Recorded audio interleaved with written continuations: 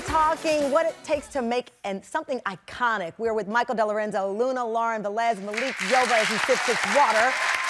Just last week, Collider magazine called it the 90s cop show that made police procedurals cool. It won the 1996 and 97 NAACP award and still shows up as favorites 30 years later. So when I say what made that show, yes, give it up. I mean, I actually went on TikTok and put in hashtag New York Undercover and all these clips. What makes it so iconic Black to this people day? and Latinos.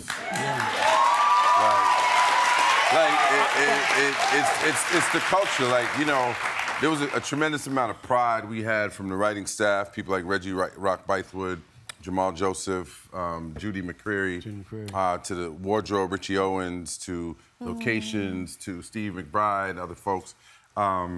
It was really like we understood the assignment. What was the assignment? The assignment was we have to put the culture forward in the most authentic way possible. And you know, so whether it was the music, whether it was fashion, whether it's subject matters, and unfortunately, we used to call it the little ghetto show that could, because... And you actually said that in an interview. Yeah, because from a business perspective, we were never given... Like, Michael made a point backstage, the three of us never appeared on any show, we didn't talk get the show promo. during that time. Ever. There was never a poster, there was never a billboard, there was never a T-shirt, and so we succeeded. Okay, I gotta soak that in. Yeah. So you guys never did a talk show together? As a cast, no. Nothing? Never. No. We would travel to affiliates around the country, and you could see, like, every other Fox show, Party of Five, 90210, they'd line the hallways, you would never see us. And so, despite the fact that we were #1 in Black and Latino households at the time, it wasn't regarded as mainstream fare. And so, it was treated like a second-class citizen or the little ghetto show that could. Which is so incredible because without the support, you still won. Absolutely. That's right. That's what's crazy. I'll tell you one thing. One of the best things that we accomplished was the relationships. See, we weren't a typical cop show. Yeah. We each had family. To Michael's point, you know, typically in a TV show, they'll have like the A story and then the B story and the C story. These characters, we were all the A, B, C, and D stories. Everything was centered around these characters. Their work, their home life, all of that, which is unusual then, and it's still unusual. Right, because I was going to make that point. Often, to your point, you see them just at the office. Yes. Right. We went home with these characters, and so you humanize them. And I know we were talking about just the touch points of the show and the intimate nature of it that you cared so much. Your father was a police officer. And he passed away before the show? He did. He passed away before the show. So it's kind of interesting because I do get to play law enforcement, characters that are in law enforcement, and it's almost like an homage to him. I always think about him because that's what he wanted from me. And I'm like, I'm going to be an actress. But he was like, and he would literally slip an application, like over breakfast, like, but take a look at this. I'm like, what? He made his dream come true because now you're on another amazing show called American Rust. And that's the thing. And doing incredible work there. Going back to, you know, because people don't often understand it. You sometimes are succeeding without the help of the network. That's right. And how did that feel at the time? Because there's nobody else doing it all we're doing. That's why we're here today, right? We're here not just to talk about the 30-year anniversary, but how we can bring this moment forward, right? Audiences never had a chance to have this experience with us, so we intend to go on the road as cast. Oh, really? Yes. Okay, I didn't even know that. Yeah. You're invited. Here's another iconic moment, though. Here's another iconic moment. We chose to be on your show, Real Talk, to launch the fact that we, as a celebration of 30 years, we're going to hit markets across America. We're working with artists that have performed on the show. So I really didn't know this part. So this is real.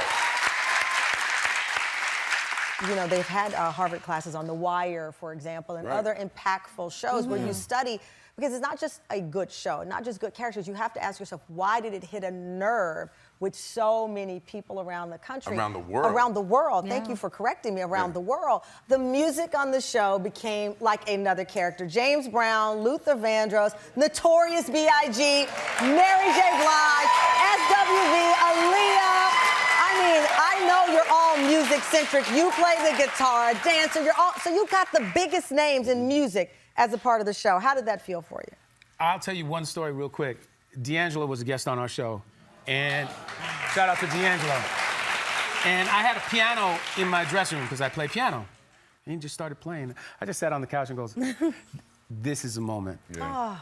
Do you know what I mean? To watch D'Angelo just sit there and just play on my piano. Or like when B.B. King let me play his guitar. Oh, why would you do that? Or singing with Stevie Wonder. Yeah. Or the Marley family. Like, Marley family performed on the show. I ended up doing shows with them in Puerto Rico and Jamaica.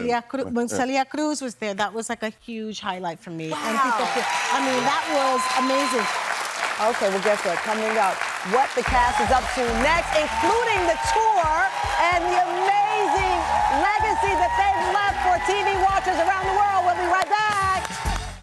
Welcome back. We're talking about what it takes to be an icon, and we're with Michael Delorenzo, Luna, Lauren, Velez, and Malik Yoba as they celebrate 30 years of the iconic cop drama, New York Undercover. They just announced on the show that they're going to launch a national tour together to celebrate what the show means. Outside of the show, you've gone on to accomplish so many things. You do a lot. I mean, you're like Mr. Hyphenate over here with Yoba Foundation and all of the things that you focus on with entrepreneurship. I've seen a lot of interviews, motivational. Why did that play into the next act for you? It was always part of the deal. I mean, I've always been an entrepreneur. So, yes, there's a foundation, but there's Yoba Development, which is my real estate development company. In fact, one of your young people here is Graham, who's your sound guy. Yeah.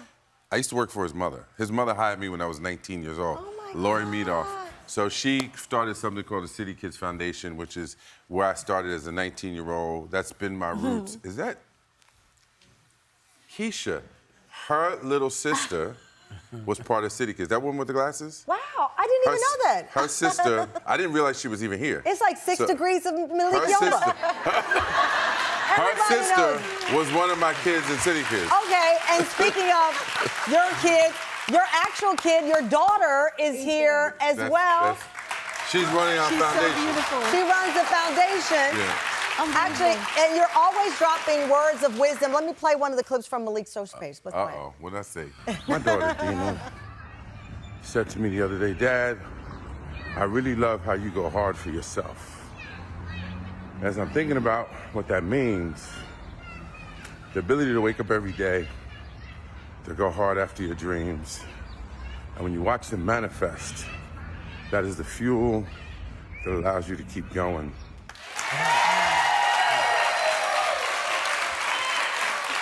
Yeah. I mean, so she, you know, that's my daughter, Dina, and she runs the foundation. And it was important to me to put her in position. She said to me recently, Dad, I don't know why you're giving me this responsibility, but clearly you trust me. Well, Graham's mom, when I was 19, gave me responsibility. At 23, I was the vice president of City Kids Foundation. Wow. So to have my daughter at 23, and so I think, as you know, we had a strike, right? A lot of actors and performers questioning their future, right? Yeah. We have to own things. We got to build things. We have to own things. Yeah. We have to promote entrepreneurship. My father always said, build your own generator so when they turn off the power, you still have lights. Oh, wow. And so, I love that saying. I love that. You always got it. And Luna, we have to celebrate the success of American Rust. Yes. On Amazon, American Rust, Broken Justice. You play Detective Angela Burgos opposite Jeff Daniels. Let's play it. Let's play a clip. I like pugs. I like Italian Reds from the Tuscany region. And I like old Chevy Chase movies. Pugs? Really? Hey, watch it now. A pug is a regal dog. Don't they have respiratory problems and, like, terrible gas? Minor issues. Pugs have soul. I mean, what does it feel like to be, again, bringing to life a great character? That's exactly what it is. It is bringing to life a great character. So often as actors, we don't get to, especially actors of color, right? It's sort of like you're playing this role and you don't have the B story or the C story. It's not about you. And what is brilliant about American Rust is that they're really invested in all of the actors and their stories as their characters, which is what attracted me to it, because I really wasn't looking to do that kind of role again. It's just wild to be able to have these opportunities, which is what I think our show help to do. Absolutely. And Michael, we mentioned Michael Jackson's Beat It video when you were in your 20s. Did you really think that we were going to let you go without celebrating the 30th anniversary all around? Come on, y'all. But do you still remember the move?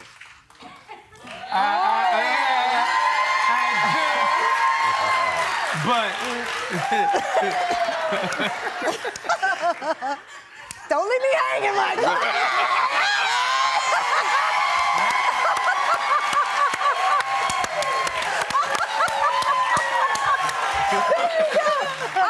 I know you're working on a pilot, selling TV I've got shows. 2 pilots. Below the Belt? Below the Belt. It's about a boxing family, and it's about 2 half-brothers who kind of hate each other, and who have this prodigy fighter that they fight over because it's his son and the other one's his nephew.